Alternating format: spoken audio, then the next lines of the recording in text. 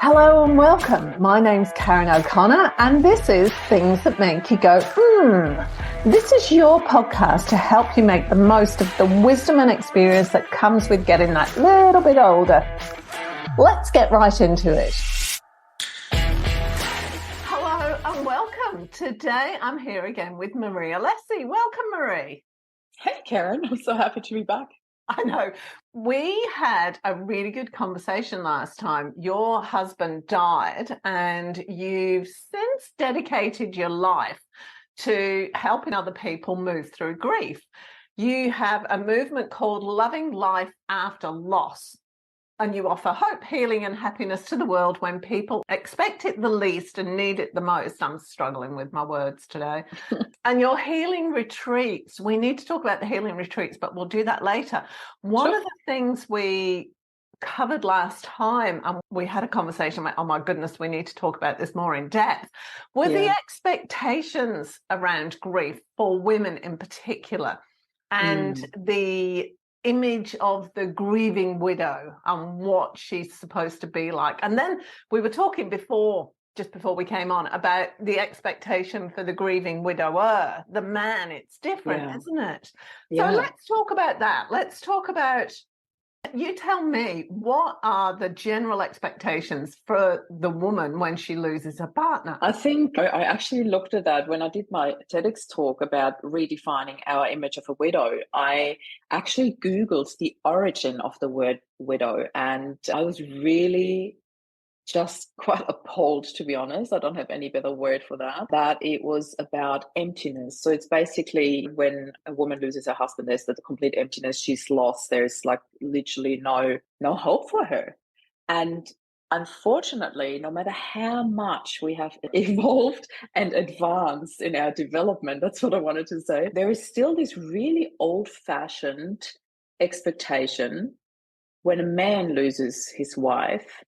Oh, he's just going to move on and find a new one as soon as possible because there needs to be somebody in his life to look after the kids, to look after the cooking. It's really that old-fashioned. No matter how much we want to or don't want to hear it, it is that old-fashioned. When a woman loses her husband, there's usually, oh, your life is over. And she's almost expected to not move on and to not remarry and to basically stay alone for the rest of her life. It's very unspoken expectations, but you can feel it in people's reactions when you do move forward. And I don't even want to say get over it or move on with life or whatever. When you do move forward, it's a natural progression. And I was in a relationship after Rob died, and I could feel that a lot of people looked at me as, isn't that too early? Isn't that too soon? Should you really be doing this? And I always thought to myself, if my heart wasn't ready for it, I wouldn't meet this person. And I was absolutely convinced with that. You would not develop feeling for a person if you are not ready for it. And that goes for any situation in life, no matter if you are widowed or not, no matter if you're divorced or not, no matter what age you are. If your heart's not ready, you're not going to develop these feelings. And that's how simple it is. You can't control those feelings. It just happens. So let's go into that in a bit more detail, because if I think about the grieving widow, it's so ingrained. I'm just trying to think of my daughter's reading one of the Harry Potter books at the moment, and she said, Mum, a lot of the things that we think are magical, oh my goodness, these are Hogwarts, it's so special, they're actually just English. You don't realise unless you're not English, because I'm English. Yeah. It's just, that's the way it is. And it's that kind of thing. It's not even an expectation. It goes beyond that. It's in our genes. It's in our DNA. This is what you do when you're a grieving widow. This is how you act. If you don't mind, Karen, I want to put this back to you. Before you met me, what did you think of? What image did you have in your mind when you thought of a widow? Interestingly enough, when I think of a widow, I actually think of my dad. Funnily enough, because he's the person closest to me who has lost somebody. And my mum died years ago, over 18 years ago now. And my dad he's had relationships, but he has never entered into a solid relationship because in his world, he doesn't want to sully my mum's memory. It's so sweet. And he places That's so important to him. And he judges other people from if they loved their wife, husband, or whatever, they wouldn't want to move on. You only have one See, life. that's exactly it. That's exactly it. Let's just go right there. And I love that you brought it up. I love that I asked you, because this is what a lot of people think if you love the person. So I want to give you another example, because I deal with that on an almost daily basis in my movement, Loving Love After Loss. I don't only have widowers in a group, there's also people who've lost a child. And when somebody loses a child and they move on to have another child, depending on situation, age, etc., of course. But let's say that woman is young enough to have another child with the same husband, with a different husband, doesn't matter whatsoever. We're just talking about this woman having had this incredible loss and then moving on to have another child.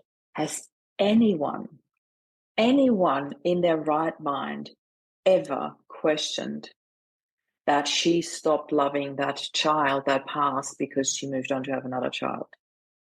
Never. There's no judgment. There's always encouragement. There's always, thank goodness, this is so beautiful that you went on to have another child. Nobody ever thinks that she's replacing that child. Ever. It's not even questioned. It's not even thought about or talked about. Yet people do feel, wow, it's beautiful that she can feel some of that emptiness. It's not replacing that child that has passed, yet she's definitely feeling some of that emptiness. The exact same thing happens when you are widowed and then you meet somebody else. You don't stop loving your late husband. The love that you had for your late husband doesn't change whatsoever. Do you feel some of the loneliness, the emptiness? Absolutely. But you're not replacing your late husband with a new partner. It's not about replacing. And when you talk about that in terms of a relationship from a widow perspective, people don't understand it. When you talk about it from a parent perspective, everyone gets it. That there's no difference. Love is love. Love is simple. Love will never replace. Love will never stop. And you can love so many people in your life and still not love another person less just because you've got a new best friend in your life or a new child. When I fell pregnant with Flynn, I want to share this story. When I had Flynn and fell pregnant with Jed, with my second son, I remember sitting in a doctor's office and I did shared care. So I did half of my checkups at the hospital and half of the checkups with our GP, and she's so lovely, our GP. And I said to her, I want to ask you a question, the same question twice, once as a doctor and once as a mum. And I was almost in tears when I asked her that because I was so emotional. I was pregnant. I was highly emotional. And I said, I don't know how to say this, but I'm so scared that I could not love this second child as much as I love Flynn so much. I'm really worried about not being able to love this child. That, like, I've never experienced a love like this. This is so pure. This is so beautiful. And she looked at me and she smiled and she said, you know what? Just the fact what you just shared with me, how much you love your first son, already shows me your capacity for love and already tells me that there's no way that you couldn't love your other child just as much. And she was right. The love is maybe different. We always have different relationships to our children, but we don't love one more or less. And there might be situations where that could come up. But do you know what I mean? You just love your children unconditionally. There is no more beautiful or deeper love than you have for your children. And it's the same thing when you lose your husband or your wife. The way that you love that partner just shows your capacity for love. Your capacity for love never ends. It doesn't stop there. It's still there.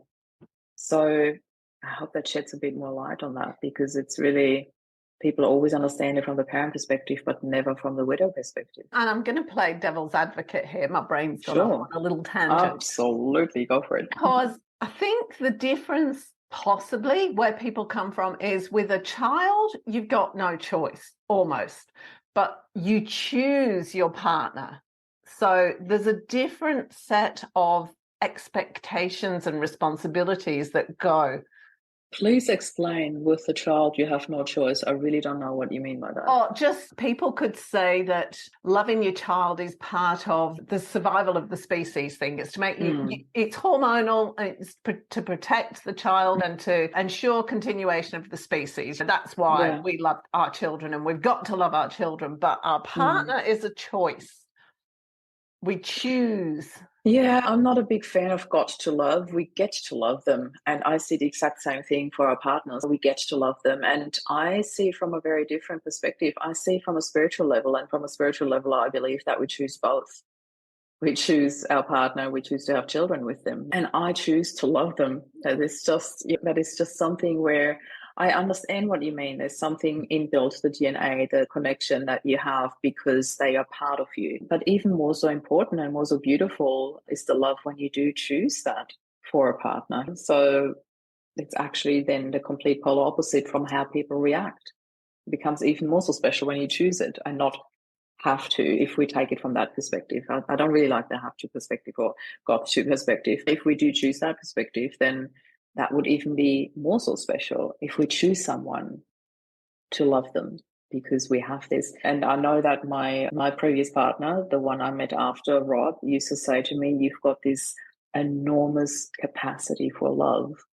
And that was so beautiful for me to hear that because I could feel that. And to me, it was so normal. I didn't realize that for other people from the outside, it was not normal. But I don't know, I just have a lot of love to give. And I really stood by my choice. It was the right thing for me at the time.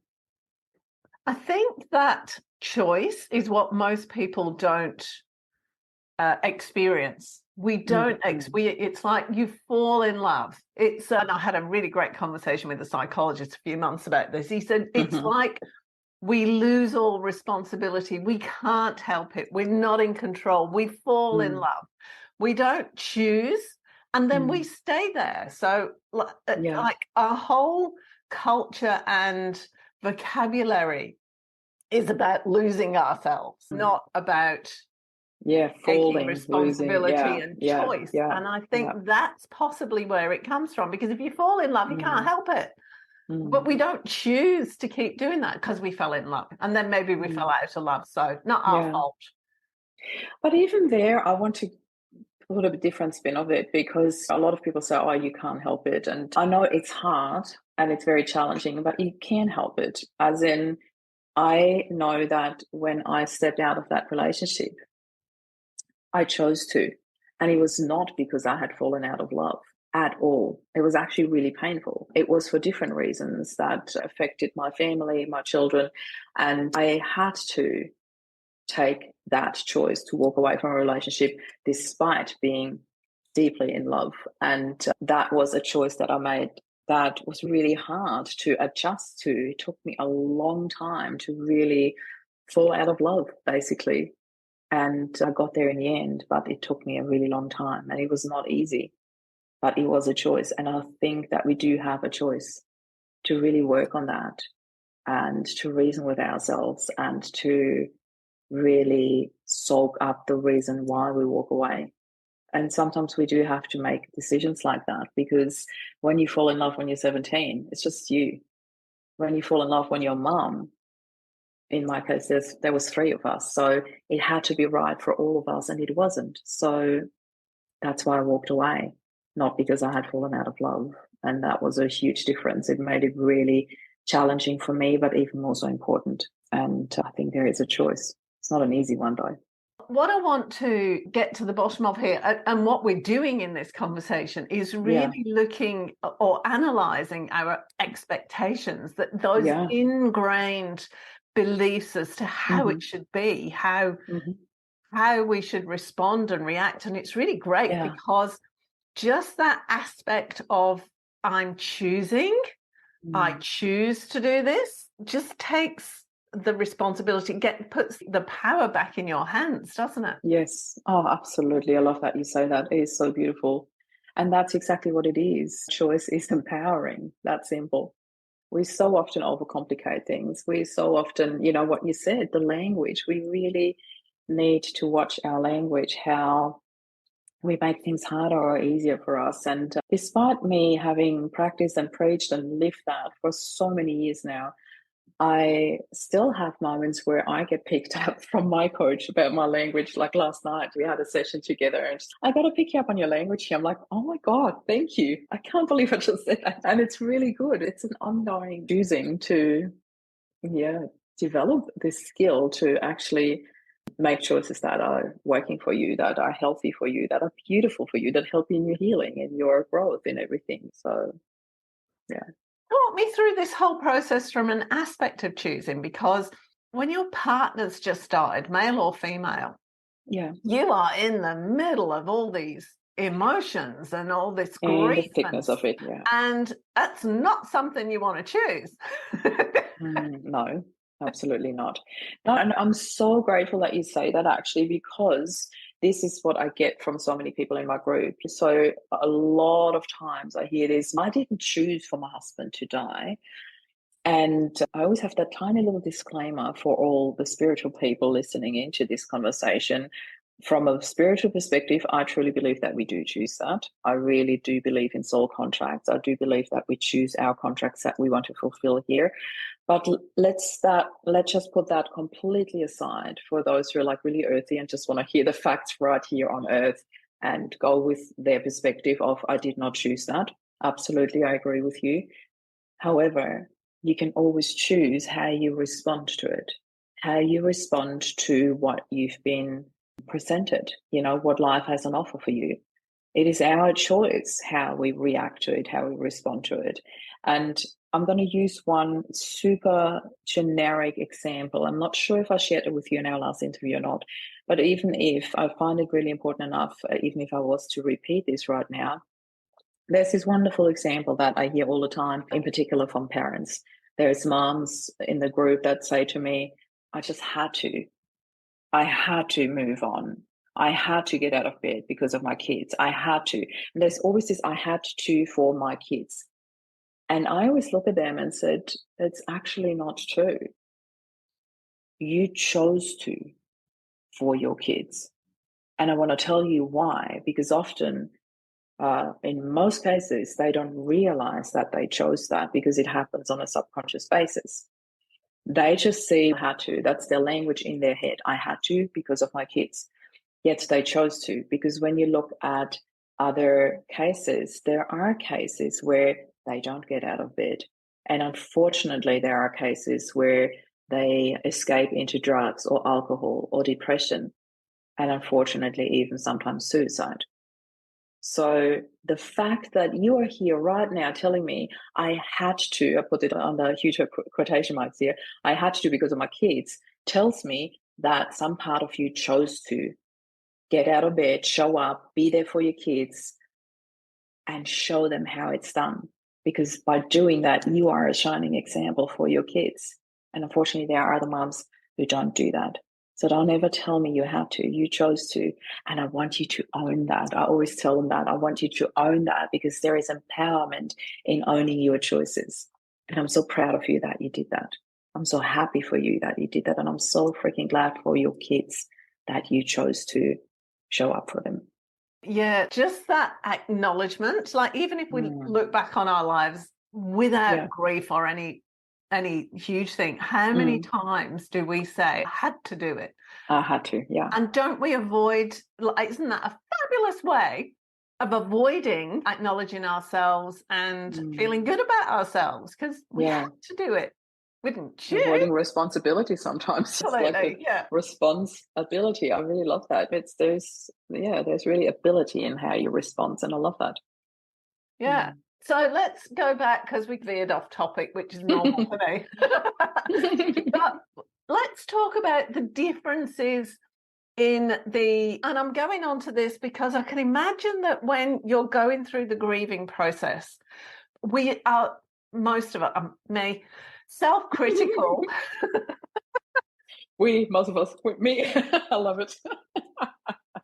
We will judge our actions. I judge my actions and compare them to somebody who I might want to be like, and inevitably find myself wanting. So in this situation where you've already got all of these emotions going on anyway, that criticism, that self-criticism and judgment can be huge, can't it? It would be so difficult to go, okay, choose to get out of bed this morning. Because the person absolutely, you're of looking course. at would be, they'd be happy for their kids and they'd allow themselves to be sad. And I'm talking about how I'd be thinking about you in the same situation. She got through it and she was so good, and I'm just here wallowing in my misery. How do we move forwards from that? I feel that a lot of people would have probably, or still do, look at me and think, oh, for her it's easy. She's so happy. And it wasn't easy whatsoever. It really wasn't. I consider myself still as one of the lucky ones, that I was lucky enough that I had conversations with Rob about the what if. And Karen, when Rob and I had these conversations, they were absolute theory. Neither of us thought that anything would ever happen, especially not that early. Rob was 45 in the prime of his life. Nobody would have thought that this would happen. He was so healthy. He was fit. He was a surfer. And then he had a brain aneurysm and he was gone in an instant. Nobody expected that. Yet we did have these conversations, and these conversations were triggered by him driving past a fatal accident where a young dad has tragically lost his life in a car accident. And we were just really shaken by that, although we didn't know this person, but we were really shaken by the idea of that because we were young parents. Our kids were little. So we sat in bed and we had this conversation. What would you do? Something must ever happen to me.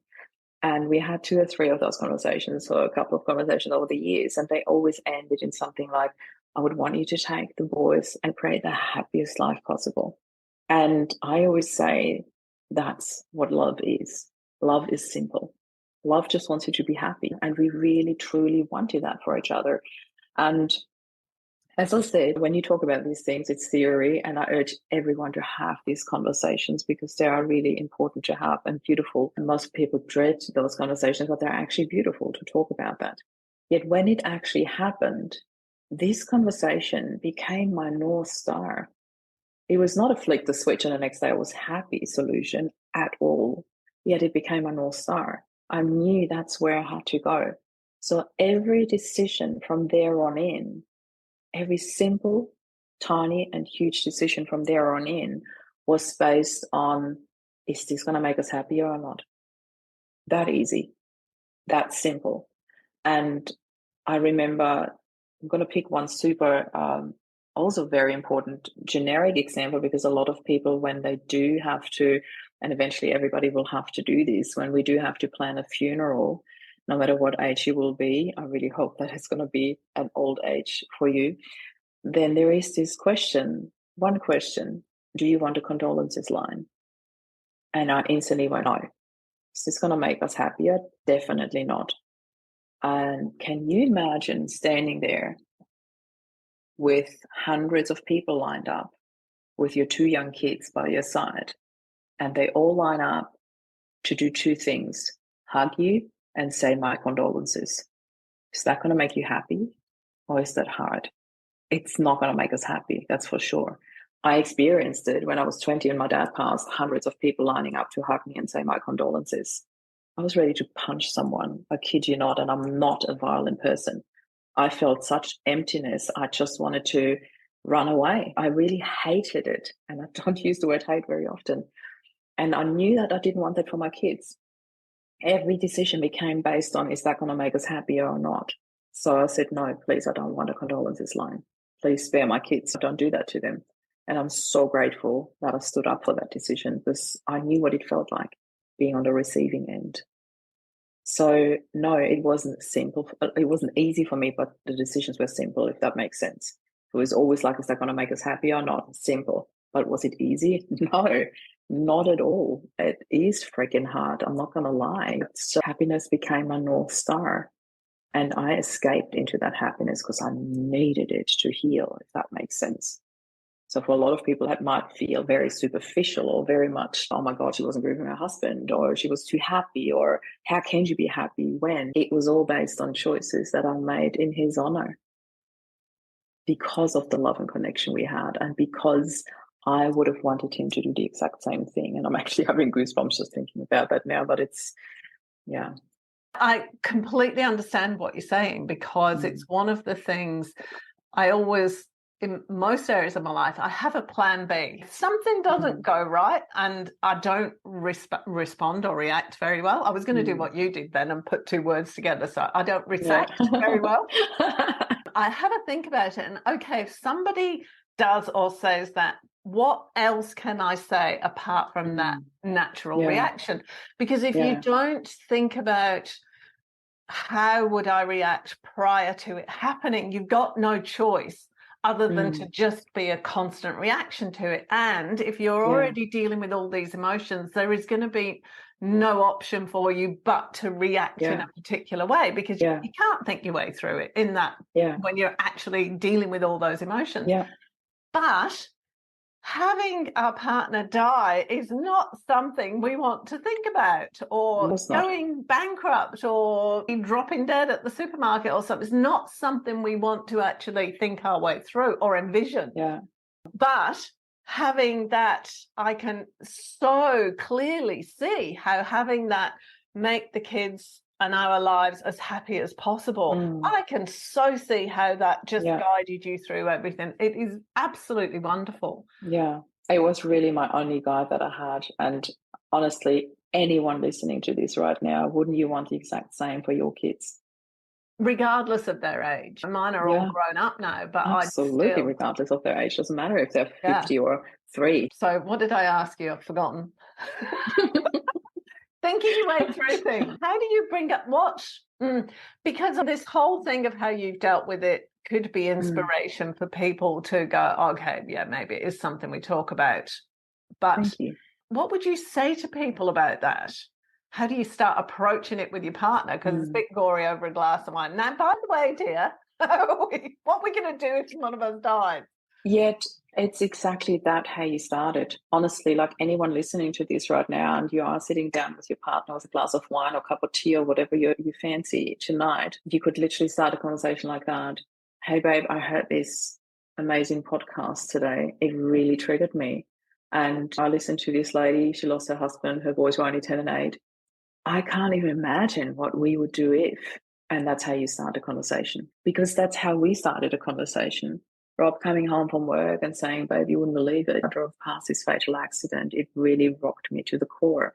And that's how we started a conversation. I already knew that something had happened because Rob called me and said, babe, I'm going to be home like 2 hours late, because the way he had to drive home, anybody who knows the Heathcote Road in near Sydney knows when that road is closed, you have to drive all the way around through the thickest traffic. And doing that in peak hour traffic usually added about 2 hours to your trip. So when he called me, Heathcote Road is closed, we both already knew it was a fatal accident, because they usually only close it for something like really major. And it was major, and a beautiful side story. Bittersweet, I have to say. But the widow of that man who died that day is now in my group. I'm having goosebumps just thinking about it. I don't even know who she is, but somebody told me that. When I shared that story one day, she's like, oh my God, I know the widow of that guy who passed, and she's actually in your group. And I'm like, really? Oh my God, they gave me goosebumps, because her husband's passing was my trigger to talk to Rob about the what if that eventually, fast forward a few years, led me to starting that group that is now helping her heal. Isn't that amazing? This is just such a full circle moment. Yeah, it just gives me, I don't know, it just gives me so much gratitude when I hear those stories where I'm like, I'm so grateful that I can help with the way I addressed it. And okay, we distracted a few times now. I really want to come back to this question that you asked me. How do you actually address it? How do you address the thinking, the day-to-day choices? Like, where do you even start when you're in the thickness of your grief? I'm going to share one little exercise that I love sharing, and it's actually also shared in this TEDx talk. We mentioned the redefining our image of a widow.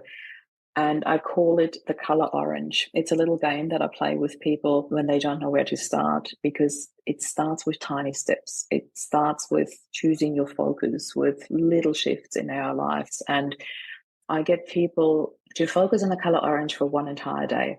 Believe me, you can choose your favorite color. Mine is orange, so go with that. And you just check how many things, how many items you can find in one day. I promise you'll find at least around 100. Because, me just looking around my office right now, I actually got a sample pot of orange because I've just painted my walls. I've got my beautiful feature wall in orange. I've got flowers in orange. I've got a ball in orange. I've got a pillow. My rack is orange. I've got orange dots on the jacket I'm wearing, orange nail polish, orange. So, like, when you like a color, you'll find it everywhere. And that's just whatever you like, you'll see. If you want to choose a new car, you'll see the car everywhere. So let's just go with your favorite color. You easily find 100 items a day. So what that does is it trains your brain to focus on finding what you like. And the nice little bonus side effect is that the more you focus on what you want, the less you see and feel of what you don't want. So it's a double whammy what you do with your brain here. And the next day, I always ask them to replace the looking for the color that they fancy to look for the emotion that they want the most, that they miss the most. And I'm going to go again with a very generic one, which is love. We all want to be loved. We all miss love the most when we lose somebody so close to us. I get people to really focus on where they can see and find love around them. That might be just a simple smile from a checkout chick when you go to the supermarket. That might be people hugging on the street. That might be a mom walking with her boy hand in hand on the street. That might be a movie that you watch. That might be just a stranger smiling at you. There is so much love around us, yet we are just pain of losing somebody so close to you can be extremely overwhelming.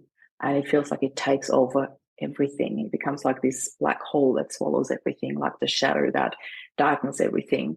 Yet when we look for the light, when we look for that tiny little light, a tiny little, like even just a match can light up an entire room that is dark. And that's the sort of things that I start with, just practicing to train your brain to focus on the things that you do want to see. And it becomes a habit. Like I'm going to ask you to stop looking for the color orange the next day, and you'll still be finding so many things in orange because your brain was so trained to do that just for that one day. So imagine you keep doing that day in, day out. Focus on the things that you want to see. My North Star became happiness. So I looked for anything and everything that could make my boys happy, that could make me happy. I'm going to share one last example here.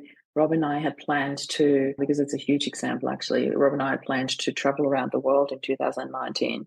The boys hadn't known this, but we wanted to take them out of school for an entire year, homeschool them, and travel around the world. I still have the entire itinerary stuck in images on my wardrobe. I've never taken it down. And we wanted to go through South America, travel through Europe, and then back through Asia and have an entire endless summer basically for a year.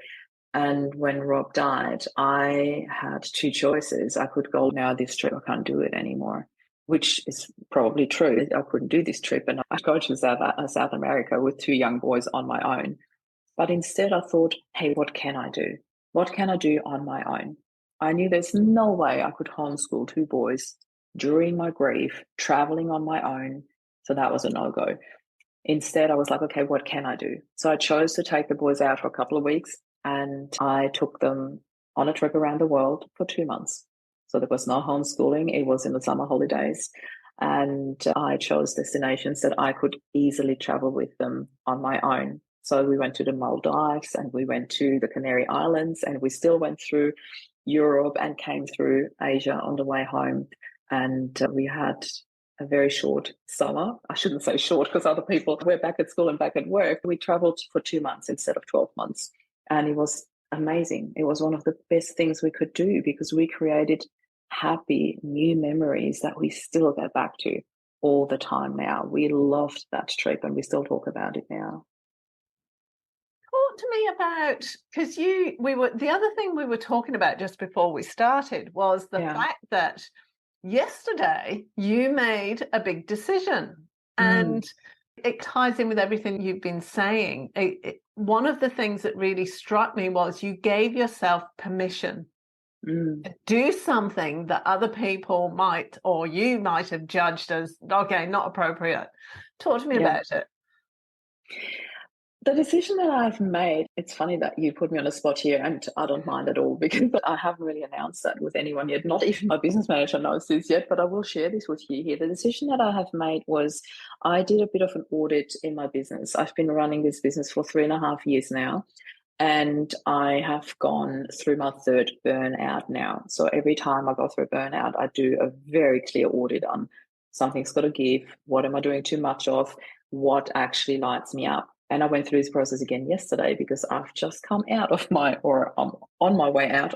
I think that decision yesterday really catapulted me out of my third burnout. And so it feels like there's this annual ritual of around October, November, I get into this compassion fatigue, which is very counterproductive for the business I run. When I feel compassion fatigue, I need to step back because then I'm not serving at my highest level, if that makes sense. So I did this audit of what is the part in my business that lights me up the most, and what are the things that I can reduce. So in other words, I did the exact same thing, like the game, the color orange. I sharpened my focus on the one thing that I really want, and that is a retreat for me. I absolutely love the retreats. I see the deep transformation that happens. I see the effect it has on people when we do the fire ceremony. It's a very, very confronting exercise that I do around a fire, yet it is such a shift that it creates in people. Even just talking about it, I've got goosebumps all the way down my body. It's incredible. Like, it's just what happens there is just so beautiful. And that's where I can serve people at my highest level. That's where I'm fully present. That's where I'm in it with all my heart. I have got so much passion and compassion for people when I sit with them and have that in-person contact, and I can feel their energy. I can feel their pain. I can feel what the solutions are for them. So I can guide them because they need to find these solutions. I can only shine the light. And I love that. I love shining the light for people. I love holding space for them. My heart is overflowing when I'm there. So I decided to focus on that alone. And then during the year, maybe do a bit of speaking gigs. I love speaking, as you can tell. I love speaking with people, connecting with people in podcasts or be it on stage. That's what I'm going to do to sprinkle a little bit more of love over the year. But I'm going to be doing the 2 to 3 retreats a year, and that's it. Wow. Yeah. Compassion fatigue. Tell me about that. Yeah. I noticed compassion fatigue happened for me when I was so passionate about what I did.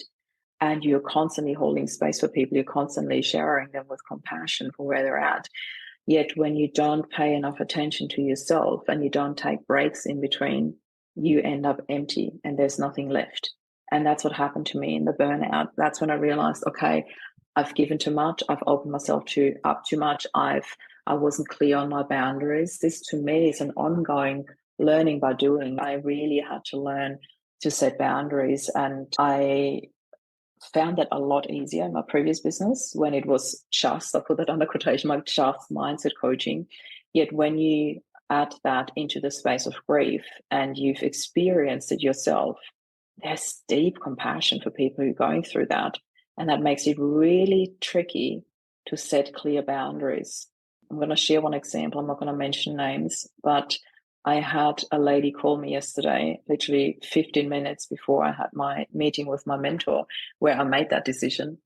And I was so puzzled because on the other end, there was a lady in tears, but not in tears as in upset or sad or grieving. She was in absolute panic. There was sheer fear on the other end. And I did not know how to set my boundary. I could not go, oh, you know what, I'm sorry, I don't have time for that. I knew the minute I had picked up the phone, the connection was there and I had to hold space for her. I knew that it was easy for me to turn this around for her. I knew that I could do it, yet I set the expectation in the way that I said, she's like, probably rang you at the wrong time. I'm so sorry. And I'm like, you know what, I've got 15 minutes and then I need to be in a meeting. But these 15 minutes I can give you. And it was a decision made there and then. Yet here's the thing with the boundaries. There are over 3,500 people in the group right now. So can you see how important it is to set this boundary? Because imagine I allow that for every one of those that just quickly take this call, just quickly do this, just quickly. I offer connection calls with a lot of people. Some people start to misinterpret them as free coaching calls, which they are not. This is a connection call to see where you're at. How can we help you both? How can we help you best? How can we stop this pain? I redirect them in those calls. That might be sometimes to other people. It might be sometimes to me. That might be sometimes to something that I recommend to watch, whatever that is. But I redirect them to find a way out of their pain. I don't do free coaching in those calls. Sometimes a little bit of that slips in as well, no questions asked. But yeah, there needs to be clearer boundaries. That's something that I need to work on. And that's really tricky when it comes to compassion, but even more so important. So when you don't watch those boundaries, then you get something where it's compassion fatigue. You get burned out. You have given too much compassion and not enough to yourself. It's that whole self-love. Fill your own tank, put your oxygen mask on first before you can help other people. And that really brought me to the point where I'm like, I need to make a decision, because 3 burnouts in 3 years is a lot. And I need to sharpen my focus on the things that really light me up, where I can make the biggest difference. And that is the beautiful balance between the retreats and the speaking. And yeah, that's where I reach most of the people with less of my time, if that makes sense. So I needed to multiply the impact that I'm having, because I want people to heal.